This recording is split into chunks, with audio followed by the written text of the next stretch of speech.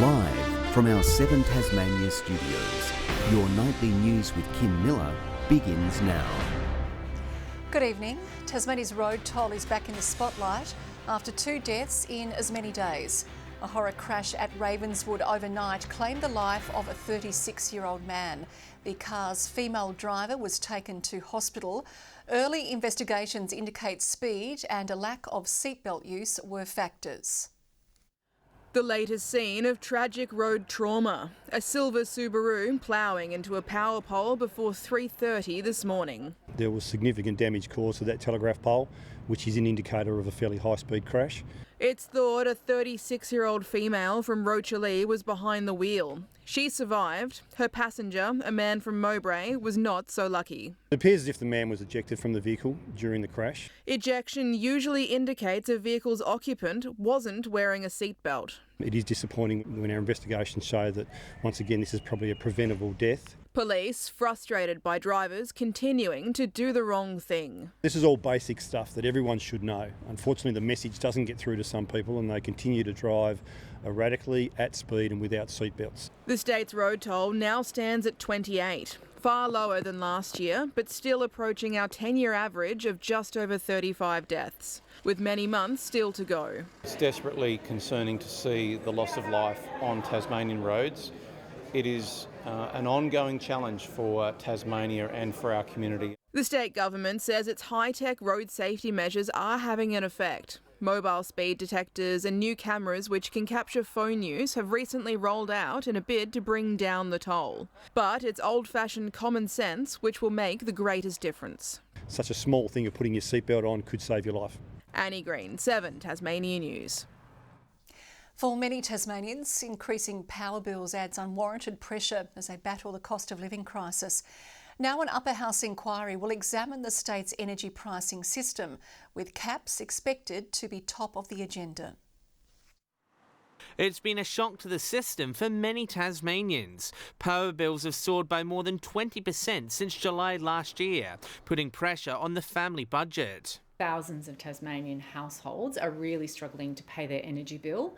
They're worried about turning the heater on or the lights on. The feedback from constituents was that power prices was, a real detriment. From businesses through to those on low incomes, the impact has been felt statewide. People's power bills are going up. People want to know why.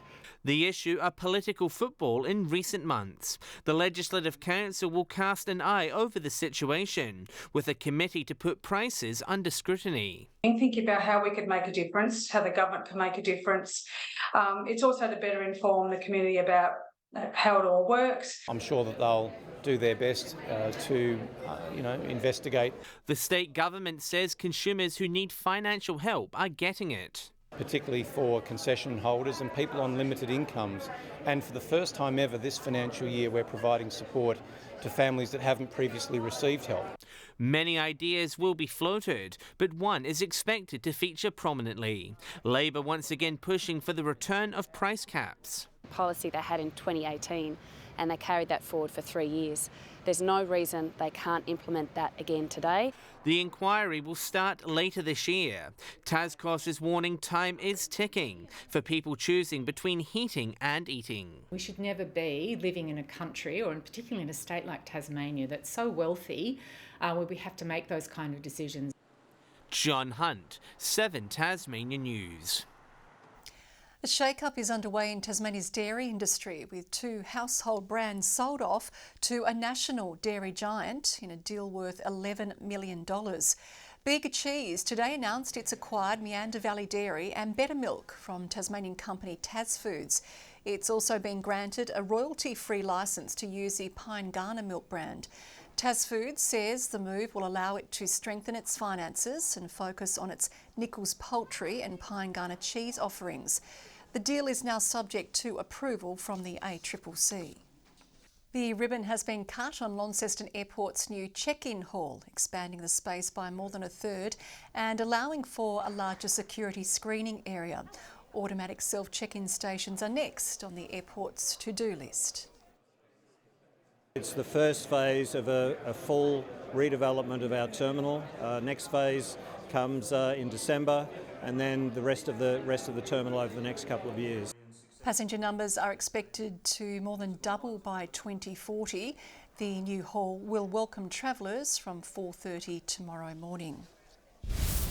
And passengers at Launceston and Hobart airports faced delays this morning as a result of heavy fog in Melbourne. Low visibility limited the number of planes that were able to arrive and depart Melbourne Airport, causing a ripple effect for flights across the country. 2 services were delayed and 1 cancelled in the state's north. 3 were delayed in the south, while the backlog in Victoria continued even after the fog lifted.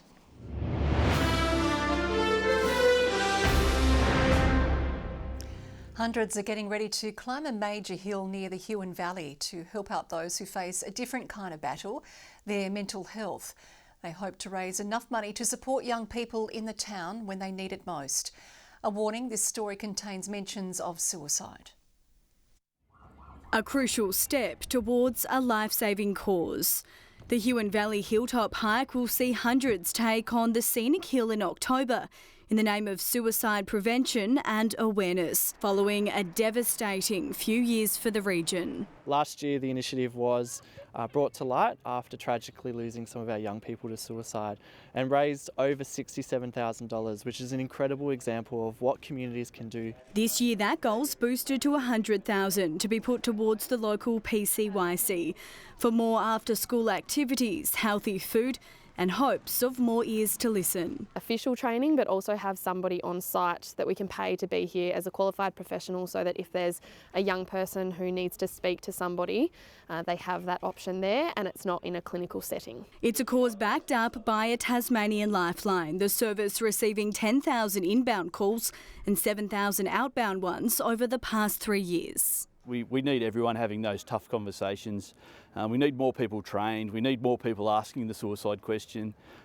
We need more people raising awareness and letting it know that it's okay not to be okay. Event organisers are urging local sporting groups, businesses and residents to put their best foot forward and donate if they can. We want people to feel that they can come regardless of their situation. So it's for everybody, and if you're in a position to donate, that's fantastic, but we don't want to exclude anybody from coming along to the event. It's for everyone. The number for Lifeline is 1800 98 44 34. Ruby Kens, 7 Tasmanian News. Tasmanians are being given a golden chance to handle sporting history this week as the Melbourne Cup visits the state. The Treasured Trophies whistle-stop tour adding a welcome gleam to a local turf club as it gears up for spring. Gloved up and grasping one of the most valuable pieces of sporting silverware. Oh, it's a wonderful feeling. It feels awesome. The Melbourne Cup making the rounds at Mowbray, giving racing fans of all ages the chance to get up close and personal with the sport's biggest prize. Everyone's pretty blown away when they get to hold it and, and have a look inside. Racing legend Michael Rodd took out 2007's race on Efficient. He was on hand in Tasmania to chaperone the coveted cup. Its 3 handles symbolise the relationship between the winning jockey, trainer and owner. It's an iconic trophy, where they call it the People's Cup, but everyone knows it not only here in Australia, but worldwide. Everyone wants to win that trophy. At 3.8 kilograms of 18-carat gold, it's hefty in both weight and value. With the price of gold, obviously it fluctuates, but it's been revalued at $600,000. The well-travelled trophy has visited 7 countries this year alone and only returned from Dubai this morning. So prized, it travels with its own security detail. The People's Cup is being given the white glove treatment on its tour of Tasmania. Punters can catch a glimpse or take a photo tonight at Launceston Pub Sporties or tomorrow at Deloraine. Looking to whip up excitement for the Spring Carnival here and further afield. Had a lot of owners and trainers here this morning that had their photo with it as well, a lot of people from the public and hopefully more at Sporties tonight. The Tasmanian Turf Club's racing season kicks off in early October, while the Melbourne Cup will run on November 7. Annie Green, 7 Tasmanian News. Tasmanians are being urged to remain calm after Tas Networks discovered around 2,000 defective devices on some homes and businesses. The bolts are found at the electrical point of attachment, not the fuse box, and are usually up high and out of reach. There are about 2,000 of these throughout Tasmania. We're talking about a batch that's defective that we've had since March of 2022. The fault was discovered after a technician was electrocuted but thankfully was uninjured. Tas Network says it's working with the manufacturer and supplier and will replace all faulty devices over the coming months.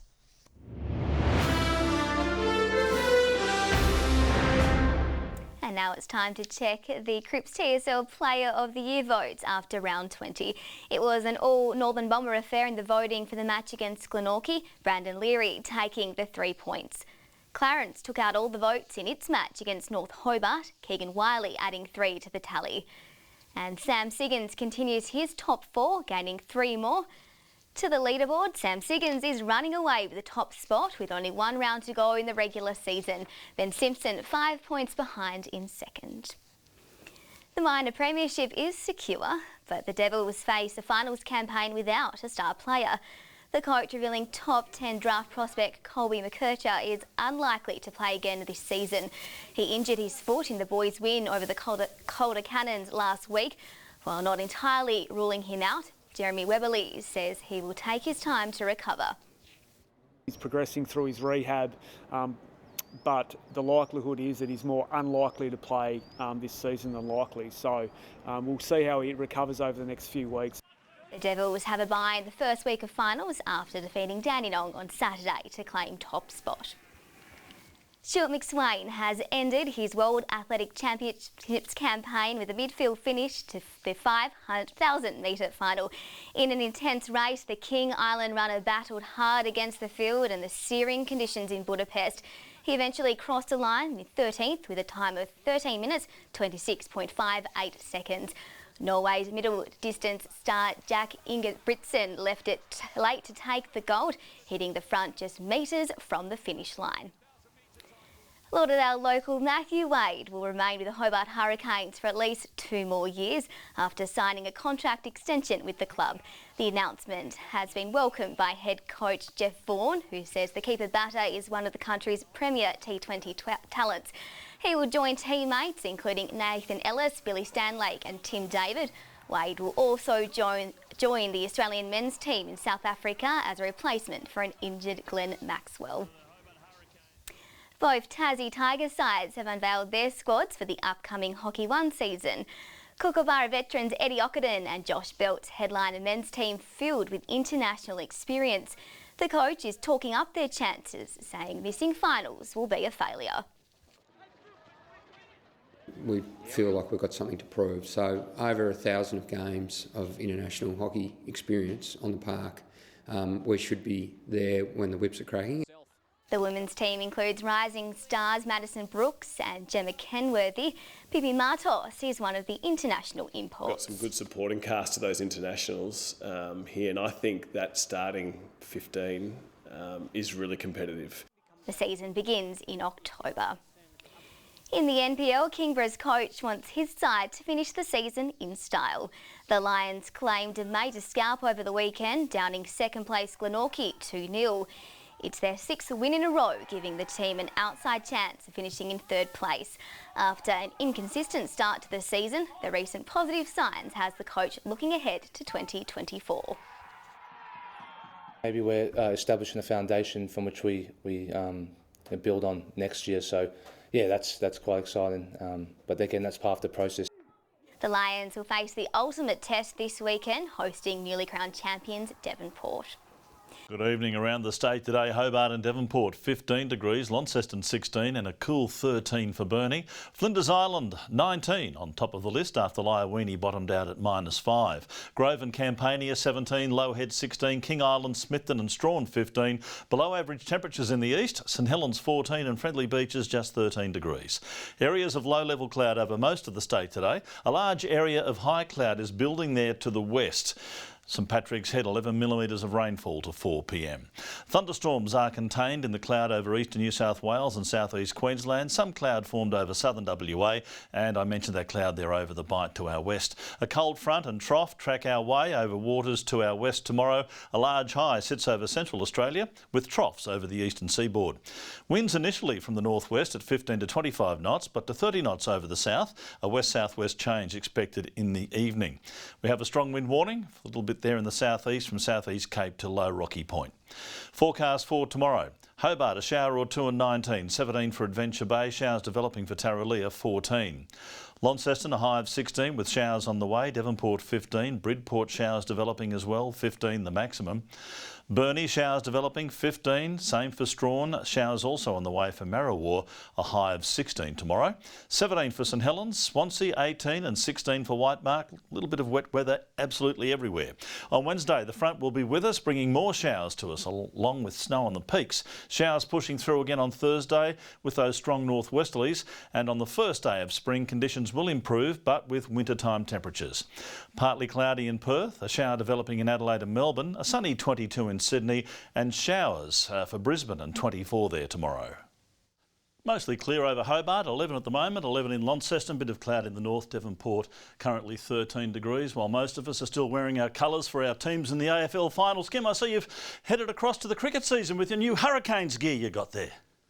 You got it in one. I don't care about football anymore, not talking about it. And that is all your news for now. We'll have news, sport and weather updates later. Thanks for joining us. Good night.